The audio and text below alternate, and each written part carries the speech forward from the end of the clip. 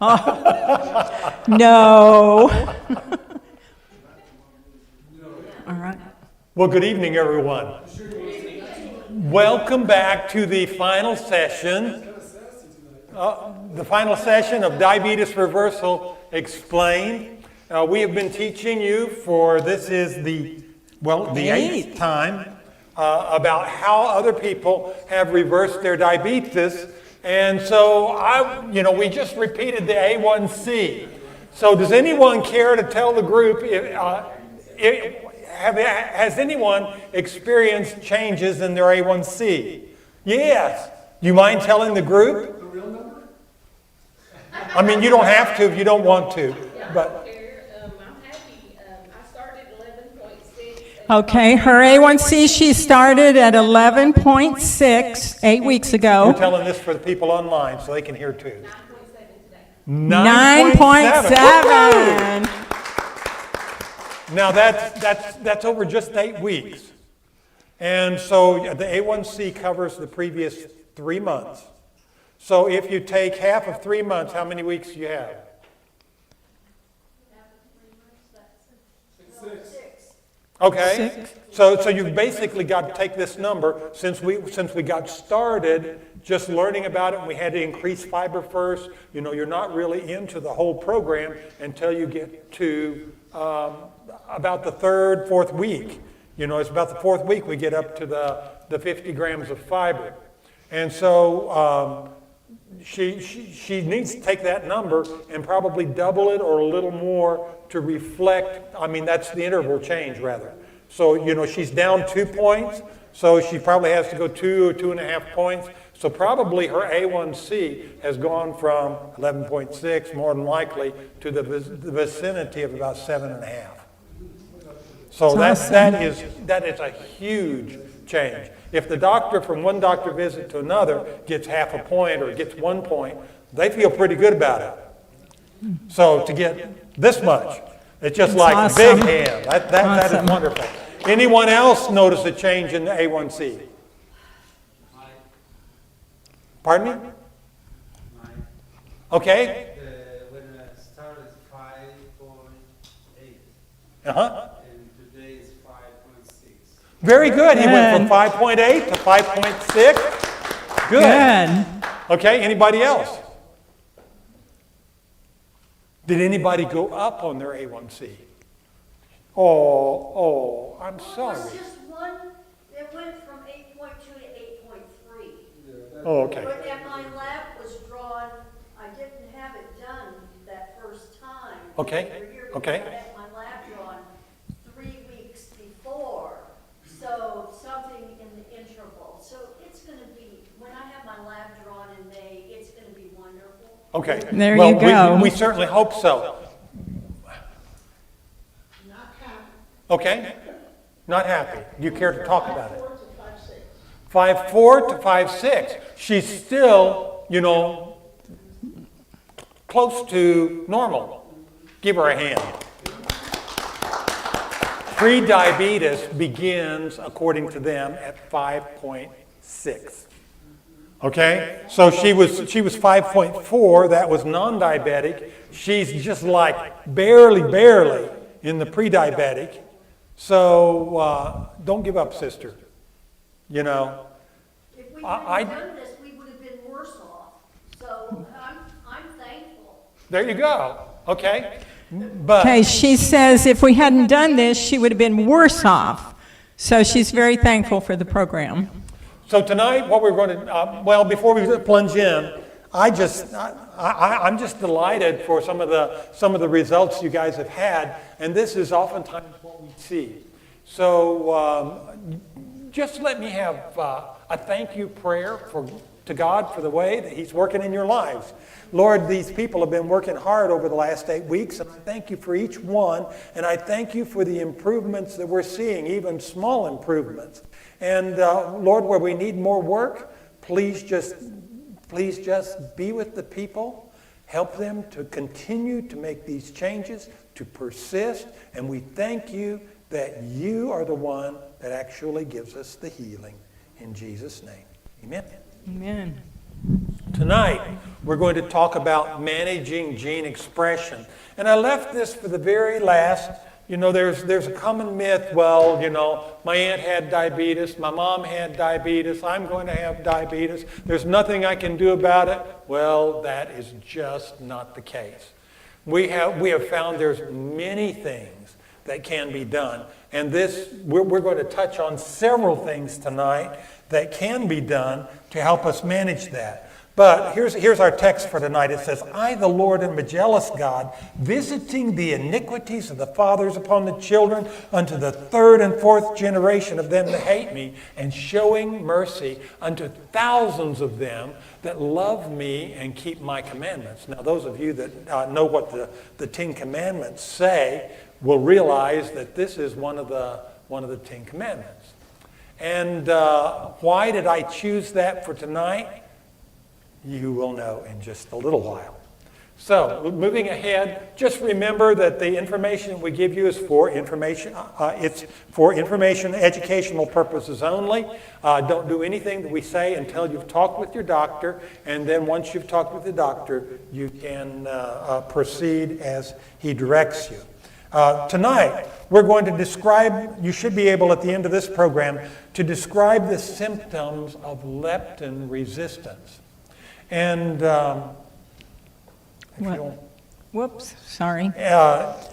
You should be able to identify interventions to reverse leptin resistance, state the way that circadian rhythms impact your blood sugar, and define epigenetics and how it affects diabetes, and then identify interventions that promote your best gene expression. Now that's a lot of information to cover in the next 45 minutes to an hour. All right, it's my story tonight. As you have heard through the last 8 weeks, I've told you that I've been there, done that. So I understand what you're going through. I understand how challenging it can be. But we get wake-up calls, and that's what happened to me, especially when I stepped on the scale and I had reached 200 pounds. That was the point for me, and I said something's got to change. My triglycerides were 587, cholesterol was 263, my insulin resistance was 15, and we've talked to you and told you your insulin resistance, you want it to be 2 or less. That is how resistant your cells are to insulin being able to do its work.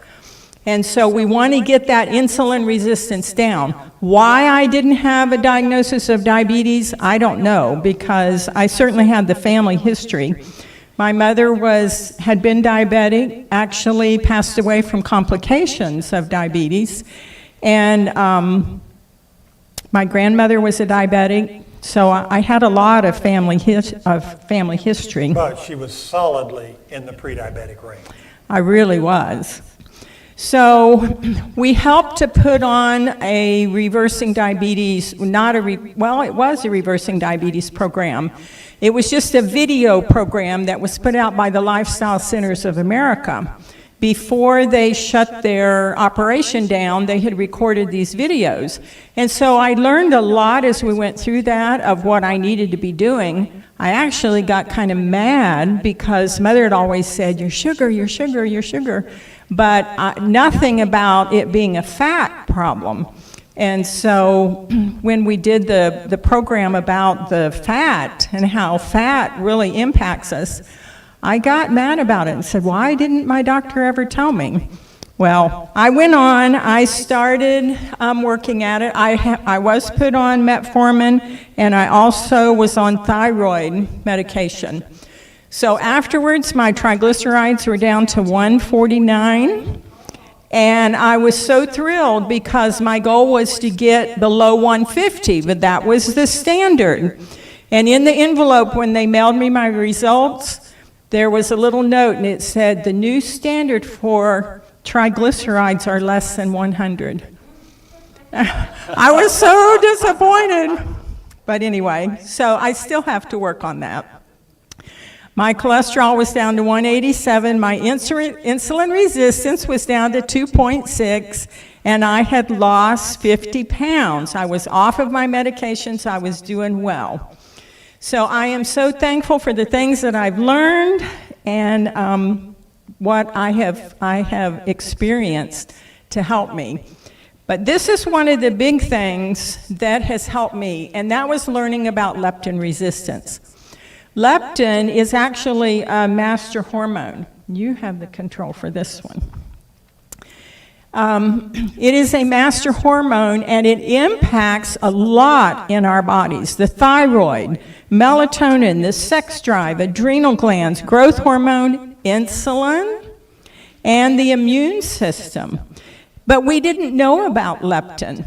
Leptin, it regulates our fat storage, and I'm going to show you some pictures here in a minute that will help you to understand this. But it wasn't discovered until the late 1990s. It controls hunger, and it helps to send that signal up to the brain that says, I'm full. And so when we have a problem with the leptin, the brain doesn't get the message, and there's a reason for that. It actually is produced by the fat cells, and the more fat that we have, the more leptin we have. So in theory, we should have a good balance, but we get into trouble when there's an issue with the communication. And there is one specific thing that helps, that kind of, it causes a blockade so that the brain doesn't get the message. But it is a wonderful starvation defense mechanism, because when we're very thin, when we're going through a famine and we're not getting the food we need, then the brain slows down the metabolism so that you can conserve the energy that you have, but it also gives you a ravenous appetite. And so it's a very important thing. And how we learned about this is, you know, I do most of the driving because I get motion sick very easily. And so Steve uses that opportunity to study, watching videos or reading or whatever. And so I get in my own little world, and he's busy, but I ignore it. Except for one night, we were on the way home from prayer meeting, and he was listening to a video, and something caught my attention, and I keyed into it. And after he'd played the video, I said, play that again. So he did. And yes, we listened to it over and over because I realized it was talking about what my problem was. And I reached over and I patted him on the leg. I said, Steve, that's my problem. Well, the thing was, he didn't know that I had a problem. And so here is normal leptin. The adequate fat stores. We have adequate fat stores. We have a normal fat in our body. And so there is a balance with the metabolism. There is this communication that goes up to the brain and lets us know when we've had a meal that we've had enough. And so we have a normal appetite, and the brain gets the message that we're full, and so we have this balance. But when we have a starvation situation, and we're so skinny that we have inadequate fat stores, then the body slows down the metabolism and gives us an increased appetite. This was the situation that my dad was in when he fell and broke his leg. None of us kids knew what was going on. We hadn't seen him for about a year and a half. We lived in North Carolina, and he lived up in Grundy County. And his wife had developed Alzheimer's. We didn't realize it. We thought that she had had a stroke. We would call him when we're both nurses, and so when we had a long weekend, we would call him and say, Daddy, we'd like to come over and see you. And he'd say, excuse me, this isn't a good weekend. Let's schedule it another time. Well, we didn't realize what was going on until he fell and broke his leg. When he got into the emergency room a couple days later, because he tried to manage at home, with his little wife pushing him around the house in his office chair. But he had so much pain that finally he went to the ER, and my brother called me and said, he looks like he should be in a coffin. Turns out he had been trying to cook for them. Now, growing up, there were 6 kids, and anytime Daddy had to do anything for us, it was a peanut butter sandwich and tomato soup, because he could heat that and he could make a sandwich. But here he was trying to learn to cook and take care of himself and his little wife. She had gotten to the place where she couldn't follow the recipe, and so the food was not edible. So anyway, so we came over to be with Daddy, and I started cooking for him. Well, he would eat more than our teenage sons ever ate. He would just be shoveling it in, and he'd pull out his handkerchief and he'd wipe his brow. And we talked about it, and we said, what is going on with Daddy? Well, we didn't understand, but this is what was happening with him, is he was so starved that his appetite was ravenous, and he would eat anything that he could get a hold of. But when you have leptin resistance, you have adequate fat stores, or you have more fat, you have excessive, but the brain doesn't get the message, and so it thinks that you're starving, it thinks that the fat stores are low, and so it slows down the metabolism, but it gives you a ravenous appetite. And that was my situation. Now, we lived up in Grundy County, we lived on the mountain, and so anytime we would go shopping, we would say we had to go off the mountain. And I knew where every McDonald's was, because I would go from McDonald's to McDonald's eating the soft-serve ice cream cones. And I would be sitting there eating going, what am I doing? I don't want this. I've already lost 30 pounds. I don't want this, but I just had that, all I thought about was food. All I thought about. But this is what was going on with me. That blockade there is triglycerides.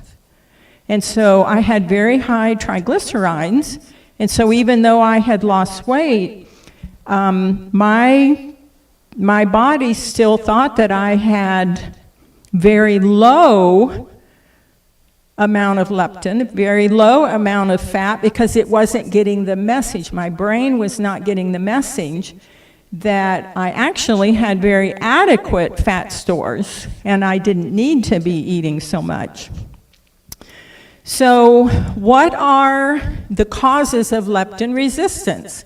Well, they are excessive calorie consumption, insulin surges, which is what I was getting every time I ate an ice cream cone, alcohol consumption, overeating, artificial sweeteners like in our diet drinks. That's an artificial sweetener, and so the message doesn't get up to the brain that you've had enough. And so you often overeat with those. The elevated triglycerides, which I had, snacking, which definitely I had a lot of snacking, eating late at night, and inadequate time between meals. When I would do all this driving to help stay awake, I chewed gum. I chewed so much gum, I could chew a pack of gum between prayer meeting and home, which was about a half hour.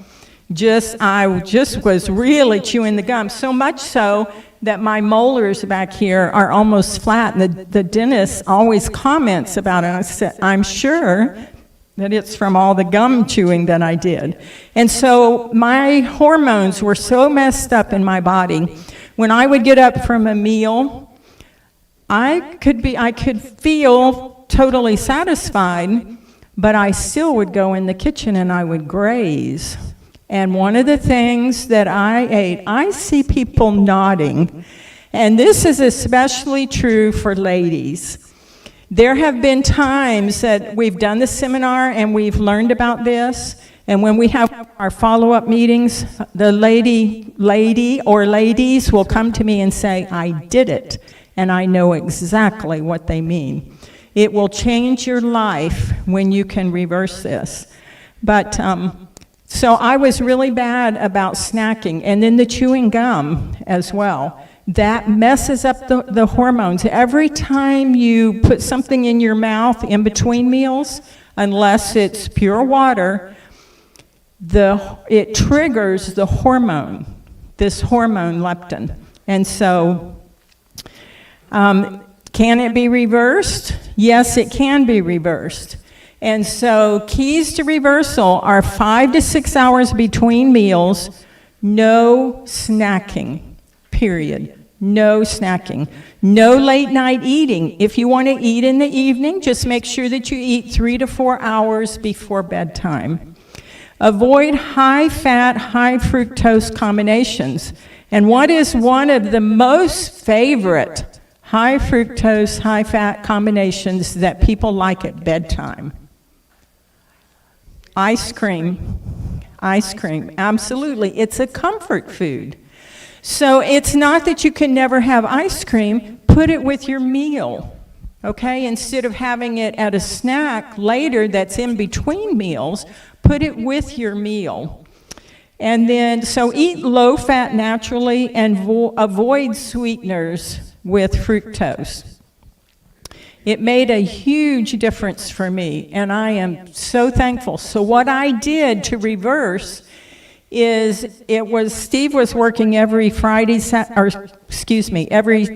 Sunday, Monday, Tuesday. He had 3 days together every week so that we could do the diabetes class during the week, and then he was off on Saturdays. And so without telling him, and I had gone home, by the way, and I had watched the videos over and over. The videos were prepared by Byron Richards. If you want to see the videos, Byron Richards.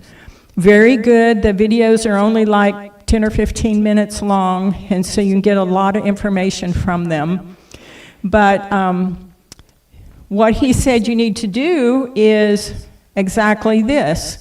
Make sure you're eating your good meals, no snacking in between, lots of water. And so when Steve went to work on Sunday morning, I had breakfast with him, and then I did not go in the kitchen and graze. I went in the kitchen and did the dishes, and I put the food away, and drank water, came to lunchtime, had a good lunch. Afternoon, I didn't snack, no in the kitchen eating handfuls of nuts. That evening when he came home, which was usually late in the evening, I did not have any supper with him. The next morning, I got up, had a good breakfast with him. Monday was a little rough. And by mid-morning, I wrote an article for the newspaper, and my deadline was Monday morning. And so by 10 o'clock Monday morning, I got my article submitted, but I was beside myself for a snack. And I'm walking, and I'm drinking water, and I'm praying, and I made it to lunchtime. I got to mid-afternoon, and again, I was just beside myself. I was so uncomfortable. I wanted a snack so badly. And finally, I said, "Liver, you need to give up a snack. I need a snack." But I did not take anything in my mouth. I got through Monday. And Tuesday morning, I woke up. Tuesday, that was the third day. And the moment I woke up, I knew that something was different in my body. All that, the constant thinking about food, planning what I was going to eat. I'm eating one meal, and I'm already planning what I'm going to eat all afternoon. No, it was gone, just gone. And actually that week I went on and I lost 4 more pounds. So that got me over the hump, and I went on as I continued my lifestyle changes. But that is one of the biggest things that has made a difference for me. And when something will happen, and it's okay, she just sneezed.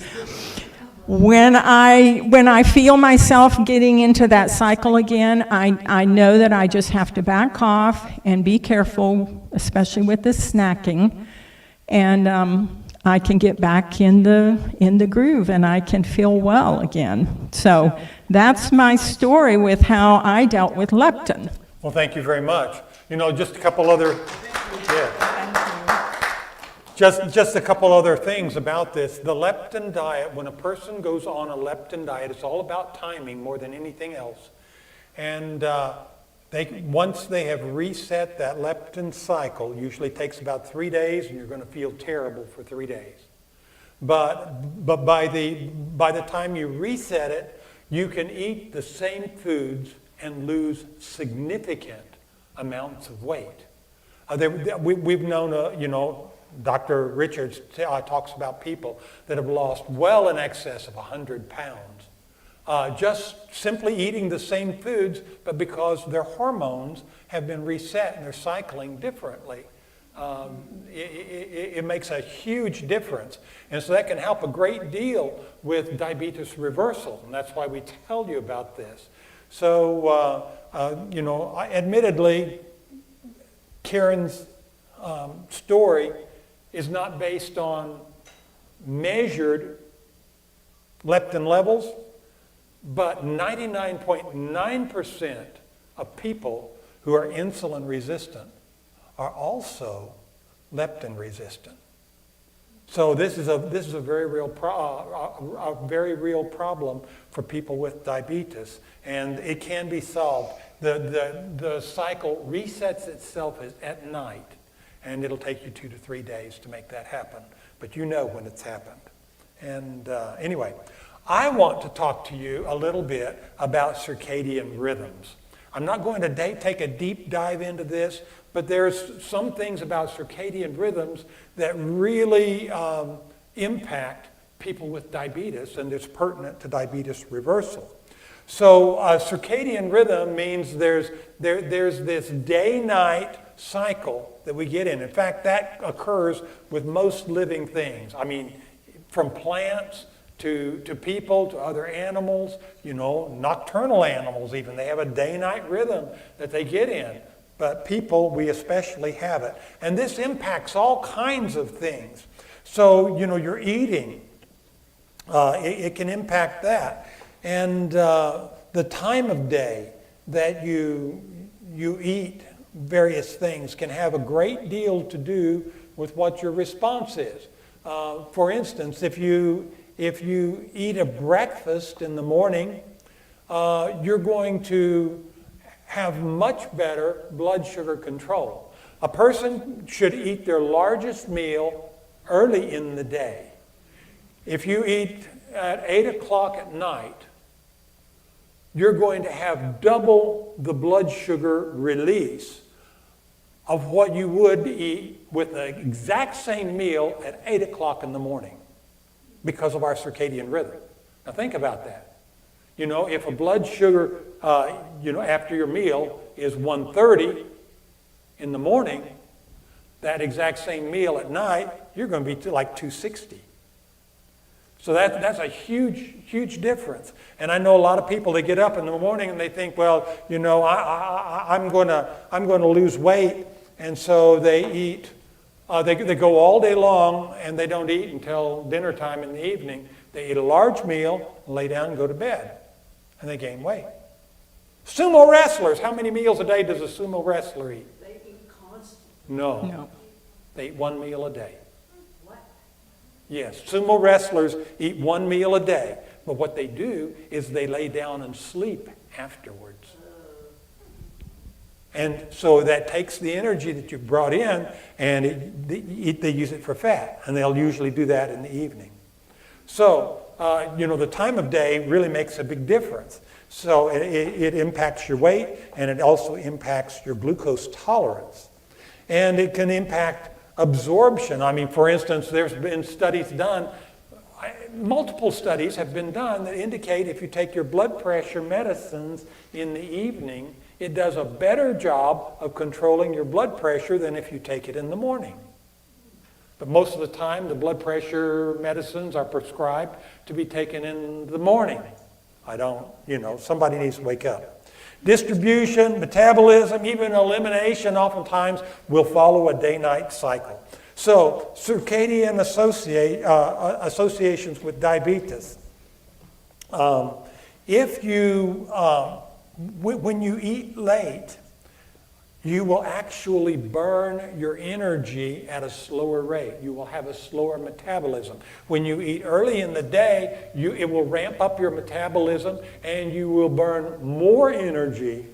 So if you're eating late, not only does it slow your metabolism down, but then you have all this extra energy there, and you will typically put it on as extra pounds. And later in the day, we have decreased glucose tolerance. So when people skip breakfast, it impairs their fasting lipid, that's the fats, and it decreases your insulin sensitivity.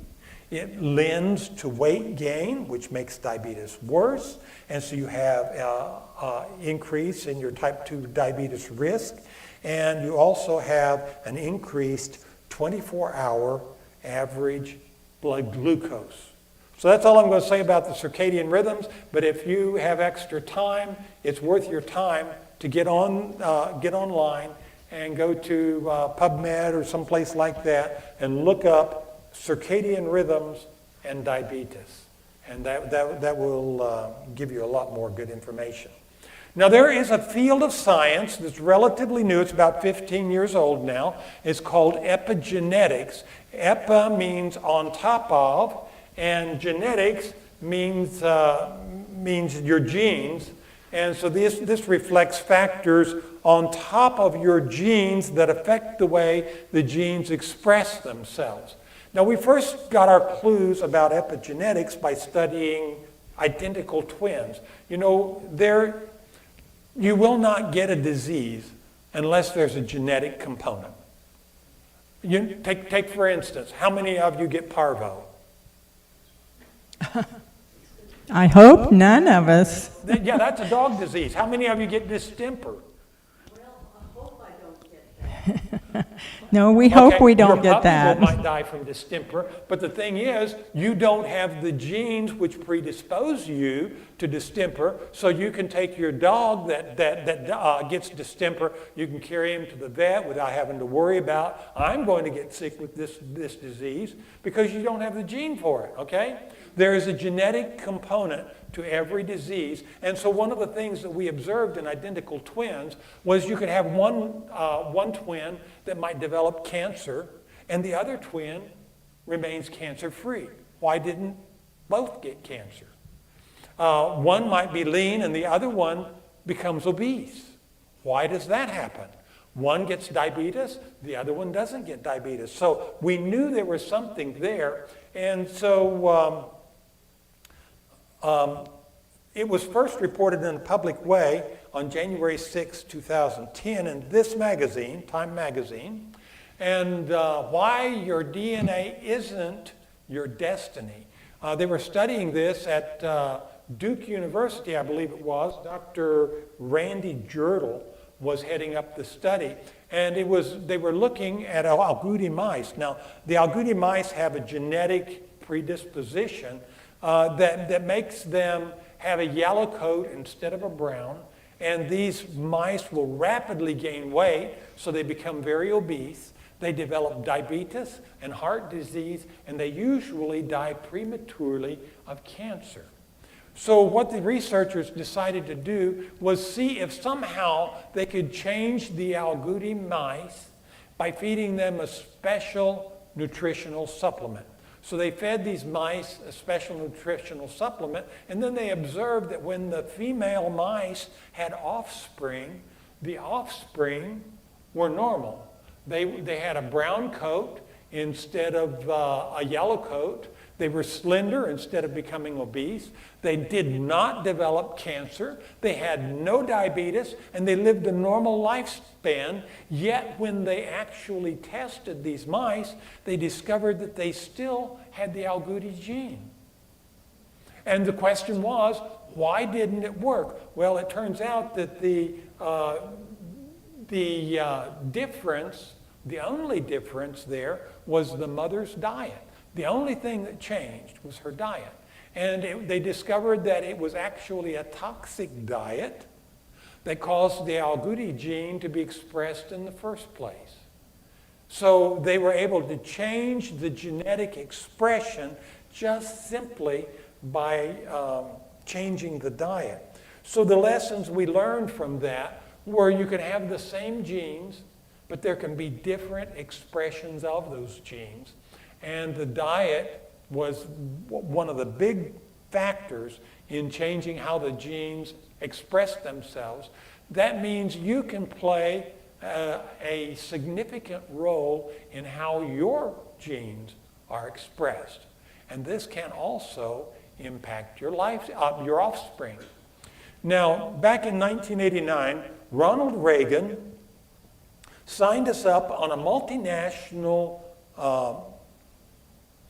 endeavor to map the human genome. And they thought that it would take between 50 and 60 years to accomplish this. And because it was such a deep and intensive study, they said it needs to be a multinational approach, because if one nation ceases to exist somewhere along the way, we want duplicate records of this kept in multiple nations so that we don't lose this investment and this scientific endeavor. Instead of it taking 50 to 60 years, they did it in just 13 years. And so by the time 2008 rolls around, Dr. Dean Ornish decided to do a study with men with prostate cancer, men who had refused traditional treatment for prostate cancer. Dr. Ornish first made his splash in a big way around 1990. He was a young cardiologist that came along and had people who had already had a cardiovascular event. They'd had a heart attack or chest pain, and he decided, they had taken them to the cath lab, and they documented that these individuals had cardiovascular disease. They had blockages in the arteries of their heart. And he wanted to put them on a lifestyle program to see if he could reverse that. So he put them on I think it was a year-long program to reverse the program and to reverse the cardiovascular disease. And so he followed them, had them on a heart-healthy diet. He had them doing yoga exercises as a means for helping manage their stress. They would meet occasionally for support meetings to keep them focused on what they were doing. At the end of a year, he took them back to the cath lab, and he retested them. He did a heart catheterization and looked for the cardiovascular disease.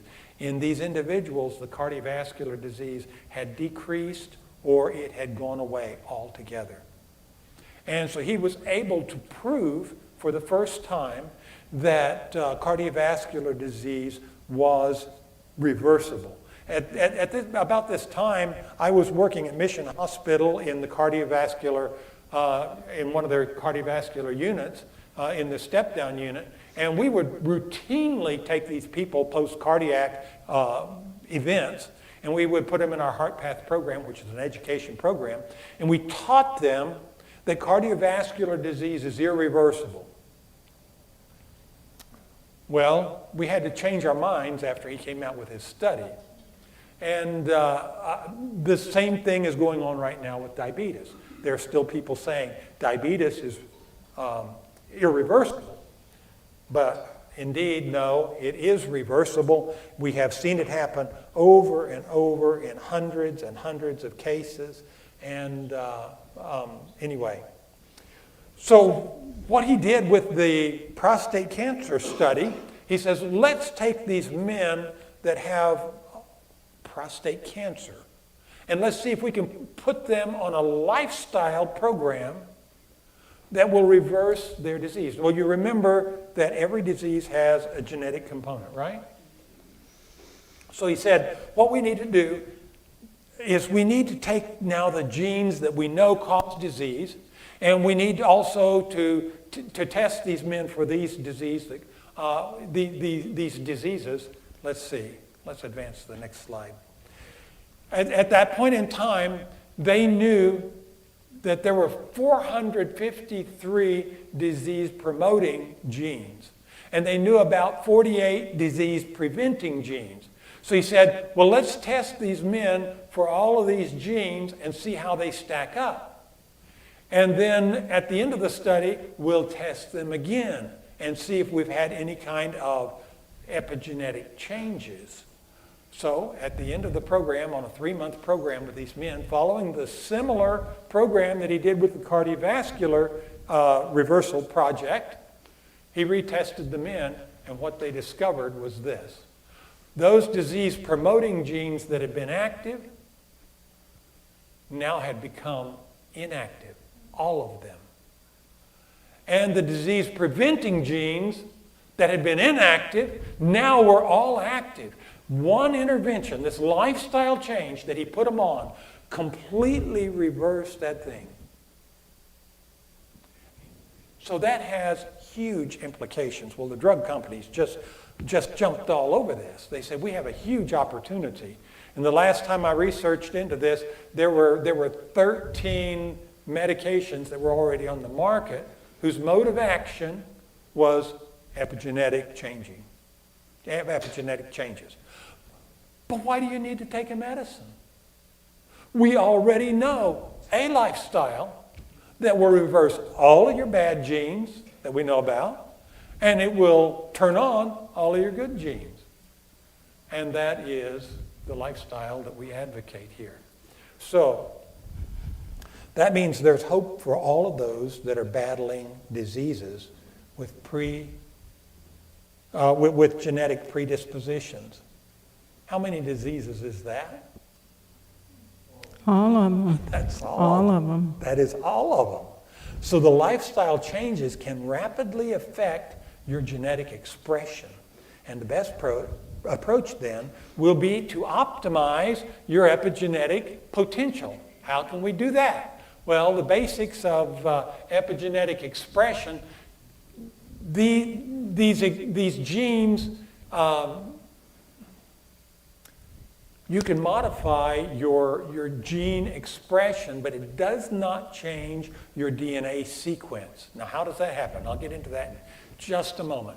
It can occur within one individual's lifetime, and when those cells divide, oftentimes that epigenetic change divides with the cell. So you have an epigenetic memory that can be passed on. And we now know that it can be passed on to the 3rd and 4th generation. If a person develops a problem because of their lifestyle, you can pass the problem on to the 3rd and 4th generation. But you can also pass on the good expression. So I don't need to be just teaching this class to older people. I need to be teaching this to younger people who are of childbearing age, because they can give a gift to their great-grandchildren by the way they live today. Guys, that is huge. But at any age, you can experience this. Now let's talk about how it happened. This slide was prepared by the National Institutes of Health to help us understand. And you'll notice right up here, you have a chromosome. And if you take the chromatin and you unwind it, it's that double helix thing that we know about, the DNA molecule. And somewhere along the way, there can be a methyl group, which is a carbon and three hydrogen. It's a carbon molecule and 3 hydrogen molecules that are grouped together. We call that a methyl group. And it comes along and it attaches itself to the outside of that double helix strand. Now, when the cell begins to divide, there's an enzyme comes along and it attaches itself to the end of both ends of the molecule. Real long thing. And in the process, it replicates it and it unwinds it, and then it pulls apart and separates. Oftentimes, this epigenetic change is also replicated and passed along. There's another way that it happens as well, and right here you'll have the blue thing in the middle represents a protein. And sometimes that chromatin strand gets wrapped really tightly around that protein that we call a histone. And you'll notice the gene right here that's in the pink, that gene cannot be expressed because it's wound too tightly. But there's something called an epigenetic factor that will come along and attach itself to the tail of the protein. When that happens, the protein unwinds. And right here, you'll see a little pink gene. Well, that indicates that at that point, it can be expressed. The good expression can happen. So why do I get so excited about this slide? Well, I did some research and I discovered what it is that gives us the methyl groups. Anyone want to venture a guess as to where we get the methyl groups from? No takers today. The methyl groups are the colorful pigments in your fruits and vegetables. If you eat the colorful pigments, then that is what will give you the best gene expression. You want the greens, you want the purples, you want the reds, you want the yellows, you want the oranges. Did I leave anything out? You want all of them. So you know, the basic idea is you need to eat all the colors of the rainbow every day. But the other thing is, go back one slide if you would. The other thing is the histone factors. And this was a big mystery to me for a long time. But I finally have cracked some of it open.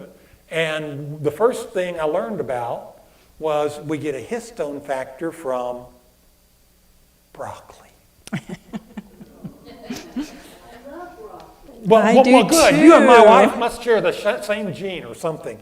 Karen, if she's home alone, sometimes she'll go get broccoli, and she'll put broccoli in a pan, and she wants to cook it until it's just like barely tender, and then she likes to sear it. She wants it just slightly browned, and she'll sit down and eat a whole plate of broccoli.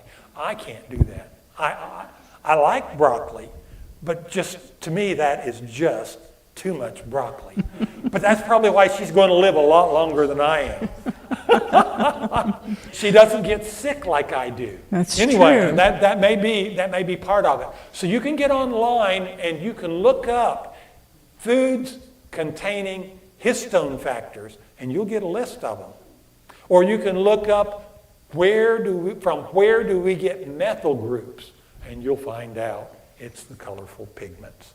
So, exciting stuff. So, the take-home message is we need to eat every color of the rainbow every day. Dr. Charlotte Ling is the head of the genomics lab at Lund University. You got a question? Yeah, I do. The pigmentation of this food, does it make a difference about this food being cooked or being raw? I'm not sure I'm not sure if the... Like the carrot, eating it raw or cooked. Right. You get all kinds of other enzymes and things like that as far as the pigments go. Okay, he's asking, does it make a difference if the food is cooked or no, as far as the pigments go? I don't know that cooking does that. I know that some foods, you increase your nutritional availability from some foods, like carrots, for instance, if you cook them. But there are other foods where you're better to eat them raw as opposed to cooked because you actually decrease them. Now you'll destroy a certain percentage of the nutritional value in your food when you process it, when you cook it, but sometimes it does make it more available. So we need to, I guess I could do some deeper research into that, but as far as the pigments go, I don't know. Do you have any idea, Debbie, on the pigments? Well, I agree with you on the carrots because the vitamin A absorption is better when it's... Right. We just have to be careful not to overeat our vegetables. If you stir fry or steam, that's better Yes. than to be fully cooked and mushy. Okay, she's saying that some foods are better absorbed when they are cooked, but other foods, We need to make sure we don't make them mushy. don't make them mushy, don't cook them under high temperatures. Because So, after 115 degrees, that's when it starts destroying the enzymes. yeah. Okay, so Dr. Charlotte Ling reported that they had discovered in their research that there were 800 genes that had epigenetic changes relative to diabetes. 800. Now, when you take a population and you say, well, I have 800 possible genes that will help me develop diabetes, or predispose me rather, to developing diabetes, what is the probability that you have none of those genes? Pretty low. Very low. What is the probability that you have all of those genes? Could be. It's probably very low as well. You probably don't have all of those genes, and you probably don't have none of those genes. So they discovered in their research that far and above everything else, there was one thing that had the greatest impact on your epigenetic expression. What do you think that was? Pardon me? Lifestyle? Yes, but what thing in your lifestyle? Your grandmother's diet. It was diet. She's right. It was the diet. The diet, far and above, trumps everything else. Exercise was the second most important thing. And the third thing were other lifestyle factors. So, if you engage in risky behaviors like running red lights and skydiving and extreme mountain skiing and stepping out in front of moving freight trains, just like, well, I don't think he hasn't done that.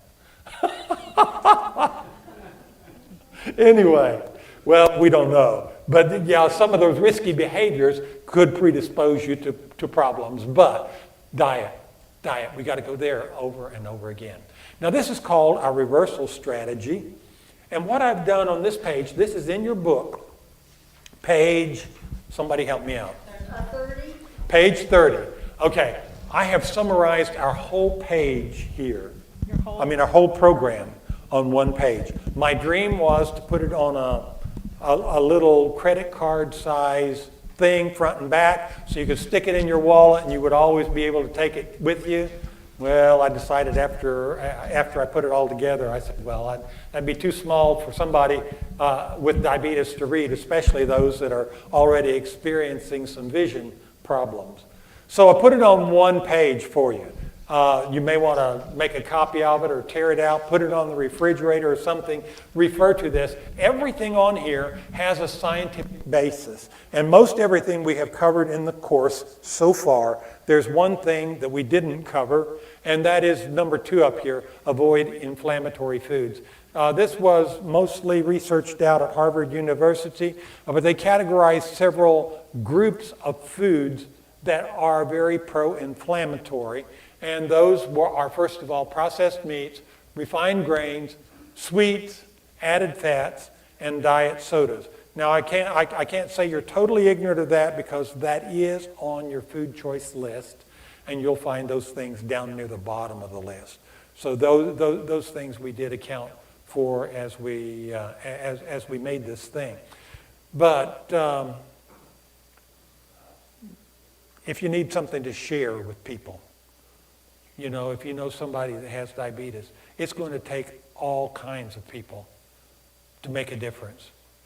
Because we've made a difference for a few here in this room. But there are thousands, millions of people. In the United States alone, 94 million people with either diabetes or prediabetes. And so that's a huge portion of our population. But anyway, we want to spread the news far and wide. and help other people know. Now, I want to just sort of lead you through a summary. Oh, okay. Oh, I can do this. I can do this. Thank you. Where does diabetes start? What causes diabetes to happen in the first place? Sad American diet. Okay, standard American diet. We abbreviate that as SAD. So that's where we start. And what happens when you do that is it causes you to have an elevated blood sugar. On the one hand, the elevated blood sugar causes you to feel lethargic or tired. So you're going to lay on the couch, and when you have that, you have decreased activity, so that predisposes you to weight gain. On the other hand, when your blood sugar goes high, you get that high insulin response. And we learned that insulin is a growth hormone, and so it drives weight gain as well. And of course, we learned that weight gain causes diabetes. But high insulin level, insulin happens to be one of 4 hormones that causes controls hunger. And when you're hungry, what are you going to do? Okay, so this leads to overeating, and when you overeat, that exacerbates the blood sugar problem. And as you gain weight, eventually the weight begins to accumulate in the liver. And when you have elevated liver fat, that leads to increased insulin resistance. And the more insulin resistant you are, the less likely the insulin is going to get the blood sugar into the cell. Therefore, your blood sugar goes up. It gets worse. When you gain weight, you also become leptin resistant.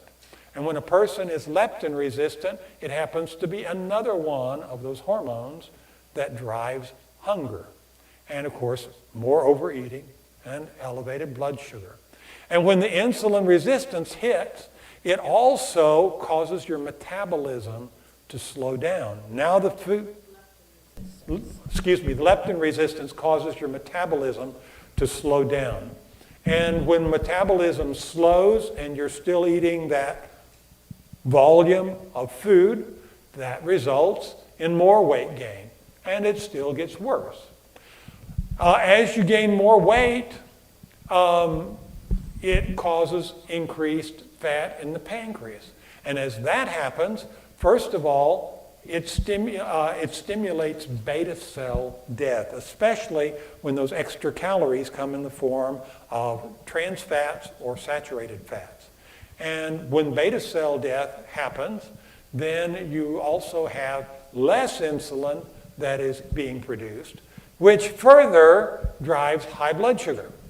And it gets worse still. As you gain weight, your cells become metabolically active. We spoke about that before. And that drives inflammation, and that inflammation also drives higher blood sugar. So, what do we do now? Well, another thing the standard American diet does is it feeds bad bacteria, and the bad bacteria causes increased insulin resistance, which also causes high blood sugar. And so around and around we go. Now let's look at how diabetes reverses. So this is our problem. So where did it all start? Standard American diet. Standard American diet. So if we replace the standard American diet with something that is high fiber, high nutrient, now you're feeding the cells, and you're also, the high fiber, high nutrient foods also happen to be lower in calories. So that's going to cause changes in the blood sugar. And when the blood sugar begins to drop, then a lot of things begin to change. One of the first things that changes is your insulin levels that have been real high will go down. But you also know other things that will help drop insulin levels, like walking after the meals and avoiding caffeine and eating your fiber foods first and eating your fiber foods, well, anyway. Eating a good breakfast. Right. And so that will return the insulin levels to normal. When the insulin levels return to normal, now what's happening to the weight gain? Remember, this is one of the things that causes, it's a food storage hormone. So when it returns to the normal, you're going to begin spontaneously losing weight. Also, you're going to get off the couch. Instead of feeling lethargic, you're going to develop more energy. And on the other hand, this high insulin level also drives hunger. And so a lot of things begin to change. Your lethargy goes away. If you feel energetic, what do? Yeah, you get up and move. You get off the couch. You don't want to lay there all day. You don't feel like laying there all day. You know, your hormones really have a lot to do. So if you have more energy and you get up off the couch, what happens to your activity level? Yeah, that's nice too, because that has an impact on the weight gain. So that goes away. And now let's look at something else. Over here we have the weight gain. If you no longer have these things that are driving the weight gain, you will start experiencing weight loss. And when that happens, your leptin level, you'll become leptin sensitive. When that happens, your metabolism changes. Karen said in her thing that she was on thyroid medication. She was on thyroid medications, I believe, because she was leptin resistant. And as she changed her leptin resistant, she would go to her doctor and he'd say, well, you don't need this much thyroid medication. And she would cut it down, cut it out. So she's off for thyroid medications altogether. So normal metabolism is restored. And the leptin also was a second hormone that was driving hunger. When nothing is driving the hunger like that, then your hunger goes away, your overeating goes away, and that also helps return the blood sugar to normal. Up here, inflammation, you're now eating foods that are high nutrient and high fiber, and so that is no longer driving your insulin resistance. You begin, because you're losing weight, you're also losing weight in the liver, and that goes away. Your bad bacteria that were feeding off of the standard American diet you were eating, that's all changed because now you're eating the good stuff. So insulin resistance goes away, and that also leads to normal blood sugar. So there's nothing causing the pancreas to be fat anymore. So you lose that, and remember, it takes about twice as long to lose the pancreas fat as it does to lose your liver fat. Anyway, these problems go away, and guess what? Diabetes is reversed. Diabetes is reversed. We were showing this series of slides at a class down near Chattanooga the very last night. And when he got into this and was sharing, we had a lady sitting down here on the front row, and she started weeping. And we're wondering what's happening. Well, afterwards, she came up and told us her story. About a year before, she was out walking with a friend on the track there in their community, and a jogger came running by them. And the jogger turned around and came back and looked right at her and said, "Are you a diabetic?" And she was really taken back. She said, "Well, yes, I am." She said, "The Lord just showed me that He's going to heal you." And she said, "Okay." So she goes home, and the next morning she checks her blood sugar, and it's 200. She said, "God, I got this message, you're going to heal me." No answer. And the next morning, the same thing. Blood sugar's over 200. And God, I trust you, you're going to heal me. This went on for a month. At the end of the month, she said, "Well, phooey. This, I just think this is a fluke and whatever." And she went on with her life. Well, she learned about the diabetes program, and she came and she went through it, and she's putting everything into action. and her blood pressure's coming down, the weight's coming off, her blood sugars are coming down. And as he showed this progression, she remembered that experience. And she felt impressed. Lord, you are healing me. I just had to learn this, and you are the one that is doing this for me. Absolutely, he will do it. He wants us all to be healed as we bring ourselves into alignment with what he wants us to do. You all have learned a lot of information, and the Lord wants to heal you. So, it is time to weigh in. Excuse me. On the one hand, you can have stroke, you can have neuropathy, you can experience amputations and kidney disease, you can have eye problems, heart disease, if you want to.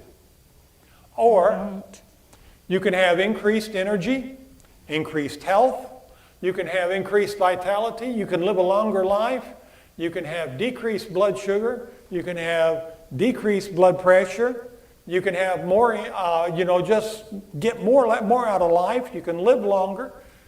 But there was a researcher, wrote the book, I'll tell you, Blue Zones. Dan Buettner was his name. And he also wrote the Blue Zone Solutions, a follow-up book to that. What they did is they searched the world over looking for populations of people that lived the longest. And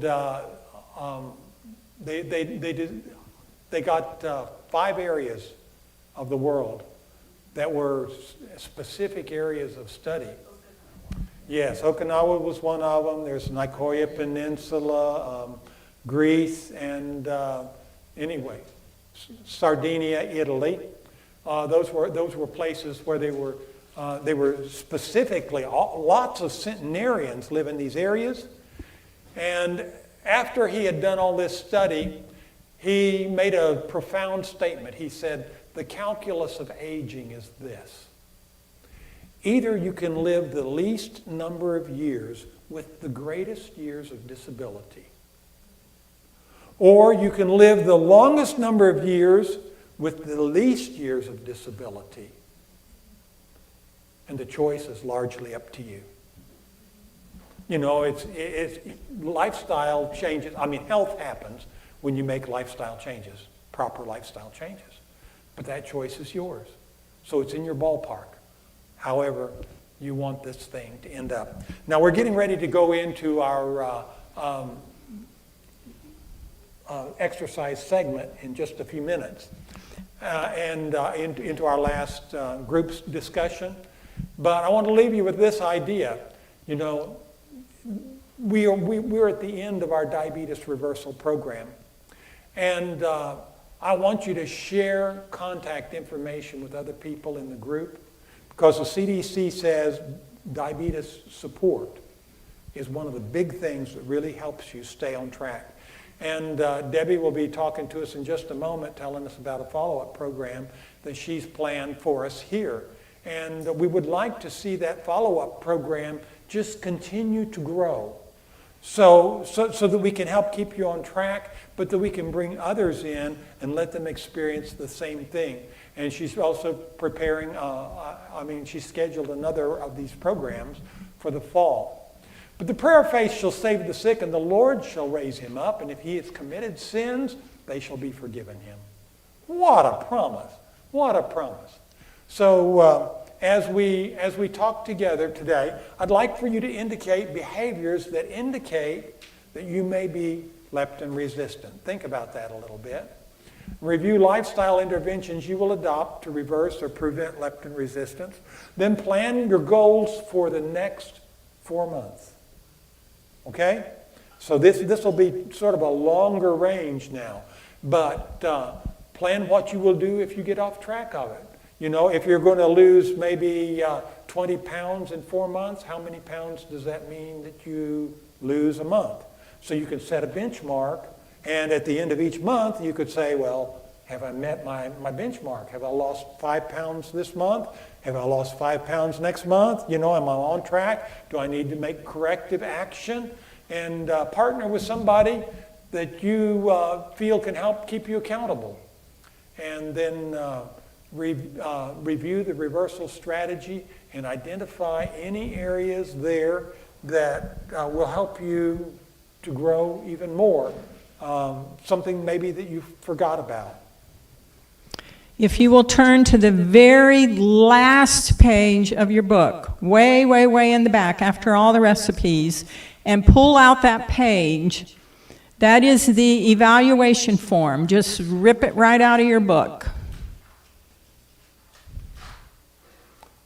Take a minute or two and write down what your thoughts are about this program. That will help us, especially as we present it for additional people. And Now, hang on. If you missed a night, please put NA beside it rather than giving us a bad score because you don't remember what that topic was about. Okay? But then we will collect this, and we use these to help us. That's actually why you have a handbook.